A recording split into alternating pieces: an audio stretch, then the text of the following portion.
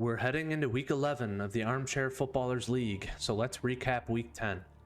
Not a lot of waiver wire moves this week, but there were a few trades. The Golden Grizzlies are taking Michael Penix from Golden Taint for a 2026 third-round pick and wide receiver Hunter Renfrow. Injured Neighbors saw potential in Kamani Vidal and traded TJ Watt and a 2026 second-round pick to Golden Taint in exchange. Our first matchup saw Crocker's cronies heading to Golden Taint. While Jordan Love did not have an impressive outing, he only put up 10 points. Jahmyr Gibbs, Drake London, and Emeka Egbuka made up for it as they combined for almost 100 points. Defensive end Daniil Hunter had some saying in it as well, as he put up 37 points with 5 solo tackles, 2 assisted tackles, 3.5 sacks, 1 forced fumble, 4 quarterback hits, and 4 tackles for loss.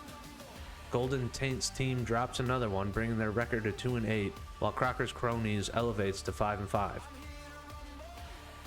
Injured Neighbors heading to Genty's Juggernauts. Rookie QB Jackson Dart with another good outing, putting up 28 points.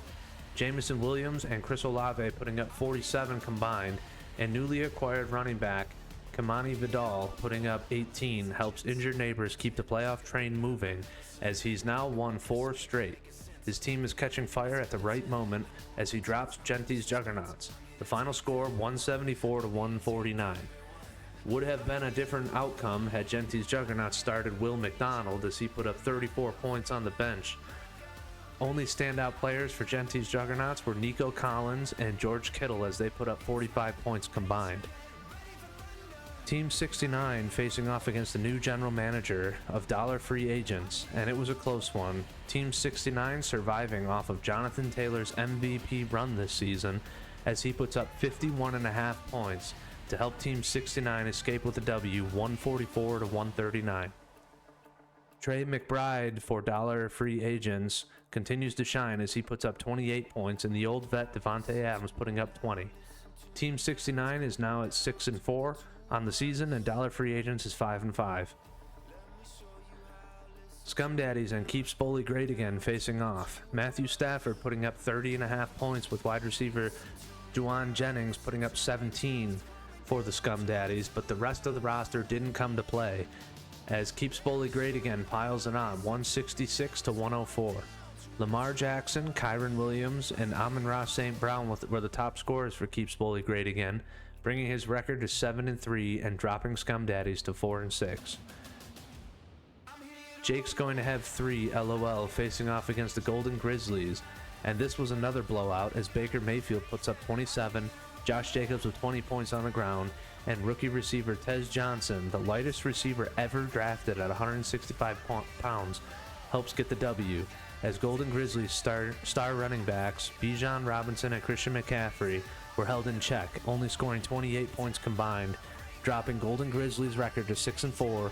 Jake's going to have 3 LOL, climbing to 6-4. And last but not least, we have Whoopin' Ass Wojos facing off against Meh, and this could be a potential playoff matchup, as this was a good one. Josh Allen putting up 24 points, and Jalen Waddle and Juwan Johnson putting up 38 combined. Rome Odunze continuing his good sophomore season with a score of 20.5 points. Player that helped seal the victory for Meh was Devin Achane, as he rumbled to a final score of 42.5 points, finding the end zone twice, having 174 rushing yards. Outstanding rookie tight end Tyler Warren putting up 18, and Jackson Smith and Jigba, another great sophomore player, putting up 22 points. Final score of this one, Meh 182 to Whoopin' Ass Wojos 152. Meh climbs to 6-4 and into a playoff spot. Whoopin' Ass Wojos drops to 5-5 and finds himself on the outside of the playoffs this week. This is the final week for trades. Week 12 is the deadline. Shore up your teams as we enter the last quarter of the season, and it's going to be a wild one as a lot of teams have similar records. One loss could be the end of your season. Good luck.